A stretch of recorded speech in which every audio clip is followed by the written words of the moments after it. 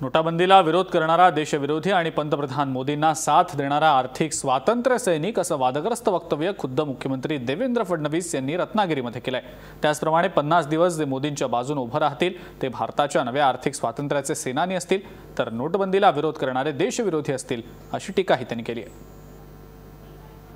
आपल्या जीवाची पर्वा न करता सीमेवर लढण्याचं काम आमचे सैनिक करतात। मग जर ते सीमेवर लढू शकतात तर आम्ही 50 दिवस त्रास का सहन करू शकत नाही। बंधू भगिनींनो, विचार करा, स्वातंत्र्यापूर्वी आमचे स्वतंत्र संग्राम सैनिक सांगायचे, आधी रोटी खाएंगे, स्वाधीनता दिलाएंगे, लाठी गोली खाएंगे, स्वतंत्रता दिलाएंगे। आता आधी रोटी खायची आवश्यकता नाही आहे, आता लाठी गोली खायची आवश्यकता नाही आहे। एका नव्या आर्थिक स्वातंत्र्याकडे आपण चाललो आहोत। या नव्या आर्थिक स्वातंत्र्याच्या लढाईमध्ये पुढचे 50 दिवस जो मोदीजींच्या पाठीशी उभा राहील तो आर्थिक स्वातंत्र्याचा स्वतंत्र संग्राम सेनानी बनेल, आणि जो पाठीशी उभा राहणार नाही तो या देशाचा विरोधक बनेल। आता आपल्याला हा निर्णय करायचा आहे की आम्ही आर्थिक स्वातंत्र्याचे सेनानी बनणार आहोत की देशविरोधक बनणार आहोत, आणि त्या माध्यमातून पुढचे 50 दिवस आपण माननीय मोदीजींच्या पाठीशी उभं राहून या ठिकाणी काळ्या पैशाच्या विरुद्ध ही निर्णायक लढाई आपण जिंकली पाहिजे। मुख्यमंत्र्यांच्या या वक्तव्यावर काँग्रेसने मात्र टीका केली आहे। महाराष्ट्राचे मुख्यमंत्री रत्नागिरी येथे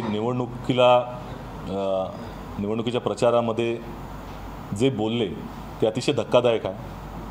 त्यांचं म्हणणं असं आहे की मोदी सरकारच्या कार्यक्रमाला विरोध करणारे देशविरोधक आहेत। एका संविधानिक पदावरती, जबाबदार पदावरती असलेल्या व्यक्तीनं अशा तऱ्हेचं वक्तव्य, असंवैधानिक वक्तव्य करणं याची आम्ही तीव्र निंदा करतो। देशभक्तीचा बाजार या 2 वर्षाच्या कालावधीमध्ये मांडलेला दिसतोय, आणि ही मानसिकता जी आहे ती फॅसिस्ट मानसिकता आहे। आणि आम्ही प्रश्न विचारू इच्छितो की सामान्य माणसाचा आवाज त्या ठिकाणी उठवणं, त्याच्या व्यथांना मांडणं हा देशविरोधाचं कधी ठरू लागलं? तर माननीय मुख्यमंत्र्यांना सर्वोच्च न्यायालय ज्यांनी या निर्णयाच्या वरती टीका केली त्याने असं म्हटलं की राज्यभरामध्ये देशभरामध्ये दंगे होतील, तर सर्वोच्च न्यायालय देखील देशविरोधक झालं का? उच्च न्यायालयानं असं म्हटलेलं आहे की कुठल्याही गृहपाठाशिवाय ह्या संदर्भातला निर्णय घेतला गेलेला आहे, तो उच्च न्यायालयही देशविरोधक झालं का? तमाम राजकीय पक्ष जे विरोध करता आहेत ते सगळे देशविरोधी झाले का? तमाम जनता याचा विरोध करते ते सगळे देशविरोधी झाले का? मुख्यमंत्री पदाचा जे प्रतिष्ठेचं पद आहे, महाराष्ट्राचे लोकशाहीचे प्रमुख आहेत, त्यांच्याकडनं हे वक्तव्य येणं शोभनीय नाही, आणि याची आम्ही तीव्र शब्दामध्ये निंदा करत आहोत, याचा निषेधही करत आहोत।